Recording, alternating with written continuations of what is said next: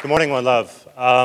You may or may not recognize us, but we were actually on this stage about 3 months ago. On March 19th, we dedicated Isaac to the Lord on this stage. Amen. He turned 1 year old on March 18th. We brought him in on March 19th for dedication. And we didn't realize at the time, but over the next few weeks, that trust that we put into the Lord to take care of Isaac, we really had to rely on that. You see, the day after we dedicated him to the Lord, Rachel took him to the doctor for his 1-year checkup. And it was during that checkup that the doctor was checking his heart, and she heard a murmur. So what she did is she requested a blood test just to see if they can track down the source of the murmur. And they sent Rachel and Isaac home. Well, I'm at work that day, and I get a call a couple hours later, and it's from the hospital lab, and calling in saying, would you mind bringing your son back in? We think we made a mistake in the blood test. So didn't think much of it at the time, and we brought him in. And it turns out there was no mistake. Actually, Isaac was severely anemic. In other words, his blood did not have much oxygen in it, and his vital organs were not getting the oxygen it needed. So therefore, his little heart was pumping faster than it should have been to try and make up for the lack of oxygen. So what they did is they initially tested for iron deficiency, which is actually fairly common in small children. But when that test came back negative, they called in a hematologist and they began a whole series of tests. And anything from sickle cell anemia to genetic issues to the whole gamut.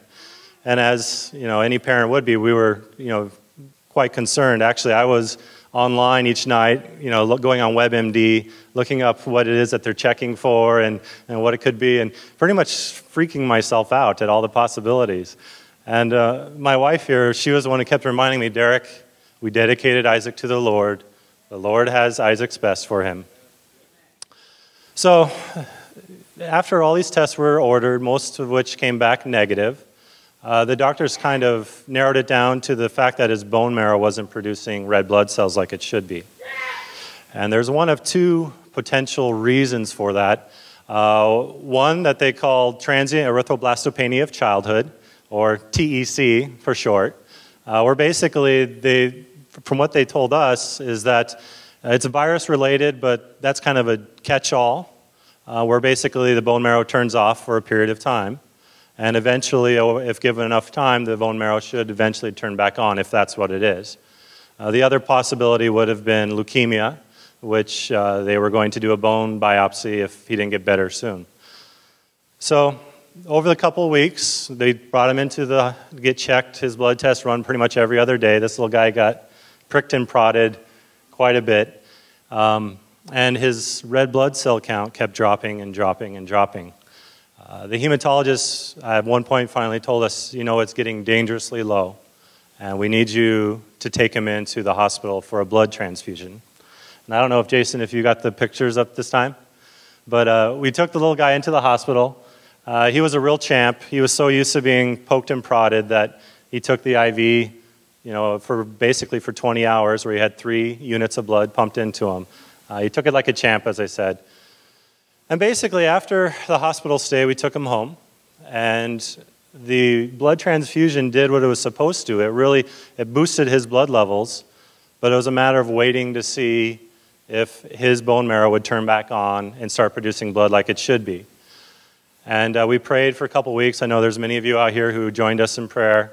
And after about 2.5 weeks, we took him back in, and praise God, the test showed that his body started producing the red blood cells. And it improved, and it improved.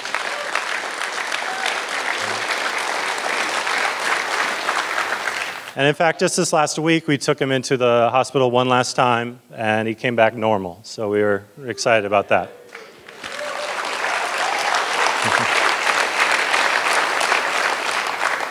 There's a couple things I took away from this experience. I'm still taking away from this experience. It was a pretty scary time. As a parent, I think I've never felt fear before than when I'm thinking about the potential problems that could be facing my own child. And it's easy to say, God is large and in charge, but when you're out there and it's put to the test, that's really, the faith rubber meets the road. And I realized that although my faith might not always be what I want it to be at times, that God is faithful. And He's faithful to meet us where we are. The other thing that really changed me is, I would come to church and I would hear about the blood drives and I would hear about the different opportunities to give blood and things of that nature, but it never really stuck.